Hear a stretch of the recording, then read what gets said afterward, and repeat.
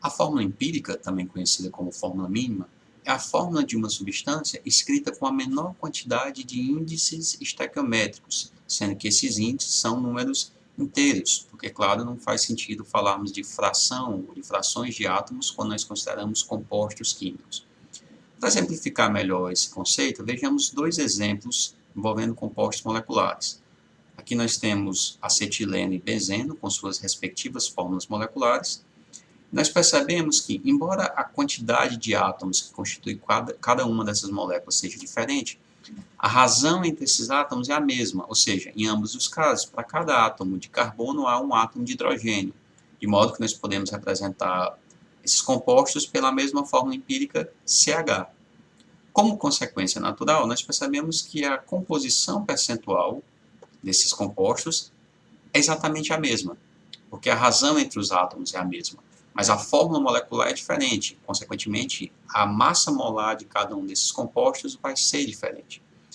No caso de compostos iônicos, há uma diferença, porque, diferentemente de compostos moleculares em que nós consideramos espécies discretas, ou seja, moléculas que são formadas por conjunto de átomos, em compostos iônicos nós não temos essa mesma relação. O que nós temos é uma estrutura tridimensional, onde se observa uma razão entre os seus componentes.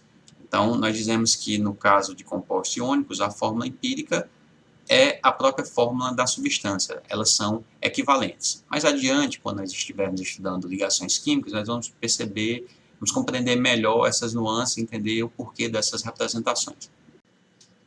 Como nós determinamos a fórmula empírica de um composto? Vamos ver um exemplo prático. Aqui, nos é dito que a análise de 1,587 gramas de um composto formado somente por oxigênio e nitrogênio indica a presença de 0,483 gramas de nitrogênio e 1,104 gramas de oxigênio. Determine a fórmula empírica desse composto. O que nós precisamos fazer aqui é encontrar a relação em mols entre nitrogênio e oxigênio. Portanto, nós podemos começar representando aqui sua fórmula, por NXOY, em que X e Y representam esses índices estequiométricos e, portanto, a razão, a relação entre nitrogênio e oxigênio. Como nós temos a massa dos átomos constituintes desse composto, nós calculamos o correspondente em mols. Então, para determinar, por exemplo, a quantidade em mols de nitrogênio, nós podemos dividir a massa pela massa molar. Nós podemos adotar uma abordagem mais prática, que é o uso da análise dimensional, em que, para calcular a quantidade em mols correspondente a essa massa de nitrogênio, nós multiplicamos esse valor por um fator em que nós conseguimos converter a massa em gramas para a quantidade de matéria em mols, o que dá 0,0345 mols de nitrogênio. E para calcular a quantidade de oxigênio, fazemos de forma similar a multiplicação da massa de oxigênio pelo fator, que é a massa molar do oxigênio, disposta de tal modo que, novamente, nós consigamos cancelar a unidade de gramas e temos a quantidade de oxigênio em mols. Então, quando nós escrevemos esses valores como índices, nós percebemos facilmente que os mesmos não são números inteiros. E para fazer essa conversão, tudo que nós precisamos fazer é dividir pelo menor valor, ou seja, normalizar. Como o menor valor aqui corresponde ao nitrogênio, ao dividirmos tudo por 0,0345, nós encontramos que há uma relação de 2 átomos de oxigênio, ou de 2 mols de oxigênio, se vocês preferirem, para cada átomo de nitrogênio. Portanto, a fórmula mínima desse composto é NO2. Vejamos agora um problema envolvendo a composição percentual da aspirina.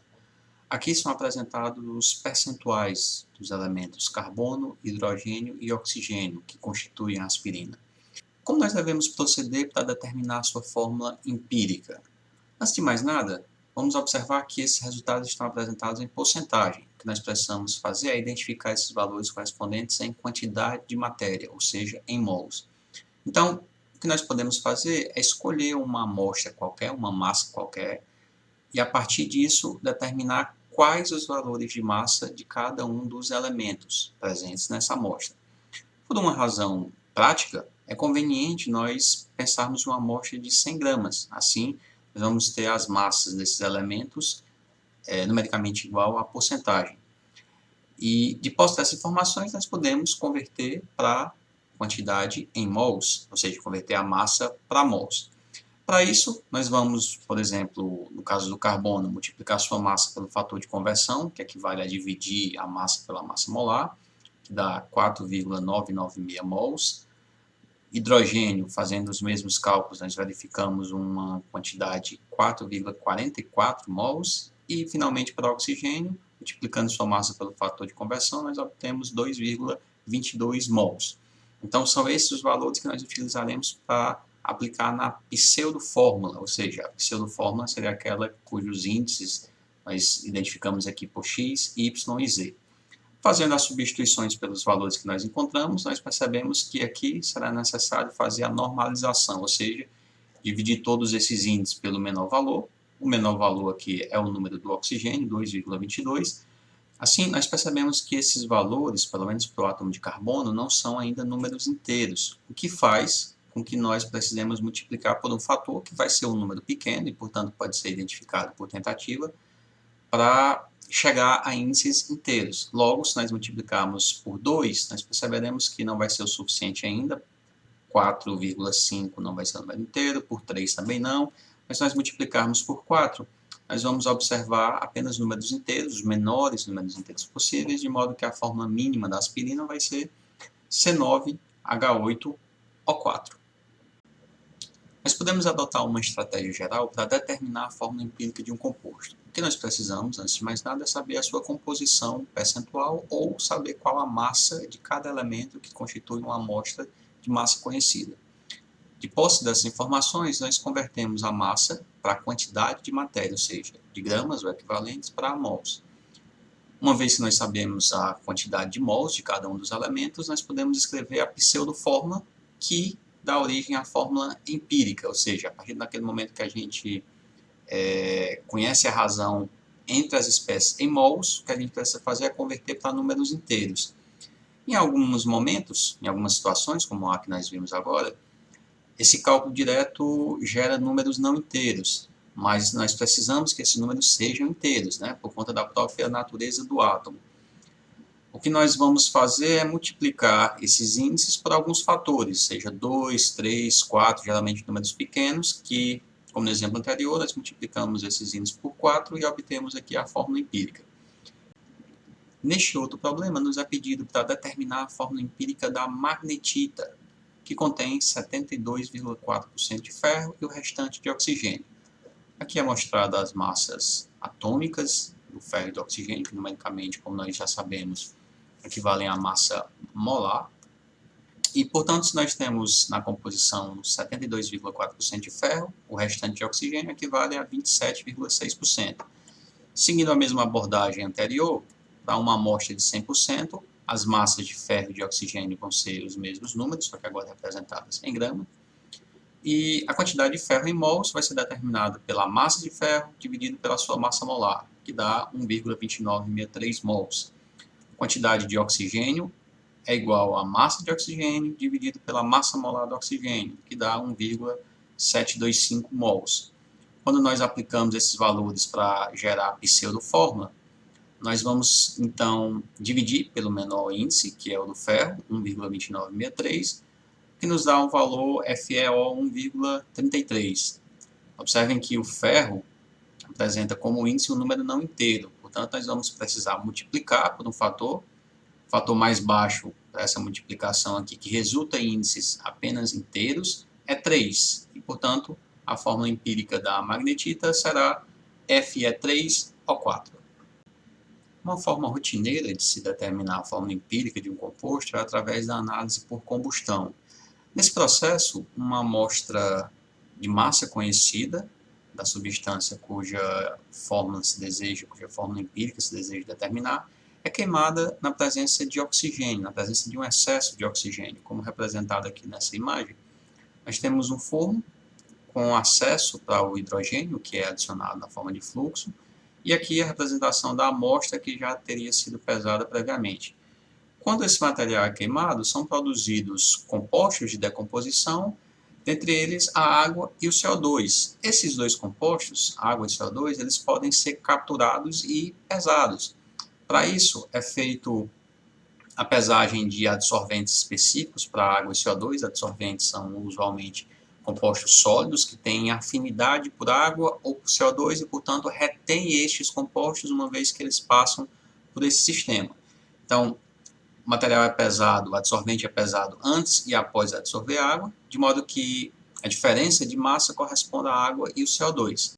Nossa estratégia, portanto, para utilizar a análise por combustão e determinar a fórmula empírica de um composto formado por carbono, hidrogênio e oxigênio será, primeiro, considerar as massas de CO2 e água que são formados como produto da combustão da amostra que está sendo analisada. Nós convertemos essa massa à quantidade em mols. Em seguida, relacionamos essas quantidades com a quantidade de átomos de carbono e de hidrogênio, ou seja, a quantidade de CO2 produzido está relacionada à quantidade de carbono presente na amostra e a quantidade de hidrogênio produzido está relacionada à quantidade de hidrogênio presente inicialmente da amostra. Observem que para que 1 mol de água seja formado, é necessário haver na amostra original 2 mols de hidrogênio. Então, a quantidade de hidrogênio em mols é o dobro da quantidade de água formada. Dessa forma, nós conseguimos determinar a quantidade de mols de carbono e de hidrogênio. Como nós precisamos também saber a quantidade de oxigênio, e o oxigênio não pode ser relacionado diretamente com a quantidade de CO2 ou de água formada, já que o oxigênio está presente nos dois produtos e também está presente na forma do outro reagente, que é o oxigênio em excesso, nós vamos precisar primeiro converter as massas, ou melhor, converter as quantidades de carbono e hidrogênio aqui representado em mols pelas suas quantidades em massa, ou seja, em gramas. Conhecendo a massa total da amostra, ou seja, a amostra é composta por carbono, hidrogênio e oxigênio, nós subtraímos a massa de carbono e hidrogênio, com isso encontramos a massa de oxigênio. A partir disso, nós determinamos a quantidade de oxigênio em mols e, portanto, temos em mãos agora a quantidade em mols de carbono, hidrogênio e oxigênio. Isso permite que nós elaboremos a pseudofórmula, ou seja, nós podemos dispor essas quantidades em mols na forma de índices estequiométricos. Em seguida, nós dividimos tudo pelo menor valor para normalizar. Quando necessário, nós multiplicamos por um fator até que tenhamos apenas números inteiros, que será a nossa fórmula empírica. Vejamos então um problema onde é feita a combustão de um composto contendo carbono, hidrogênio e oxigênio. Essa amostra apresenta uma massa conhecida, e aqui nós temos a quantidade de CO2 e a quantidade de água formada, a quantidade em gramas, ou seja, a massa. Qual a fórmula empírica desse composto? Bem, nós vamos precisar nos valer da nossa estratégia. Primeiro, conhecendo a massa do composto, nós vamos utilizar as massas de CO2 e de água obtidas no experimento, e vamos nos valer das massas molares desses compostos, portanto é interessante calcular logo. A massa molar do carbono vai ser a massa de 1 mol, melhor dizendo, a massa molar do CO2 vai ser dada pela massa de 1 mol de carbono, que é 12, mais 2 vezes a massa do oxigênio, que dá 44 gramas por mol. Massa molar da água é a massa de 2 mols de hidrogênio e 1 mol de oxigênio, 18 gramas por mol ao todo. Então, diante dessas informações, eu agora vou estabelecer a relação entre quantidade de CO2 formado, quantidade de carbono presente inicialmente na amostra. Nós vemos que essa relação é bem simples. Cada mol de carbono presente na amostra origina 1 mol de CO2 quando da combustão. Então, nós podemos dizer que a quantidade em mols de carbono é igual à massa de CO2 dividido pela massa molar de CO2, que dá 0,0555 mols. Posso converter logo essa quantidade para massa, isso vai ajudar a determinar a massa do oxigênio lá na frente. Então, nós multiplicamos essa quantidade de mols pela massa molar do carbono e obtemos 0,666 gramas de carbono. Nós precisamos agora estabelecer a relação entre a quantidade de hidrogênio inicialmente presente no composto e a quantidade de água formada no processo de combustão dessa amostra. Nós temos que a quantidade de água em mols é igual a metade da quantidade de hidrogênio, ou, de maneira mais prática, no nosso caso, podemos dizer que a quantidade de nitrogênio é igual ao dobro da quantidade de água, sempre em mols. Reparem que essa relação nos diz que Para cada mol de água que é formado, são necessários 2 mols de hidrogênio inicialmente presente na amostra. Então, a combinação desses 2 mols de átomo de hidrogênio, juntamente com o oxigênio, formam 1 mol de água.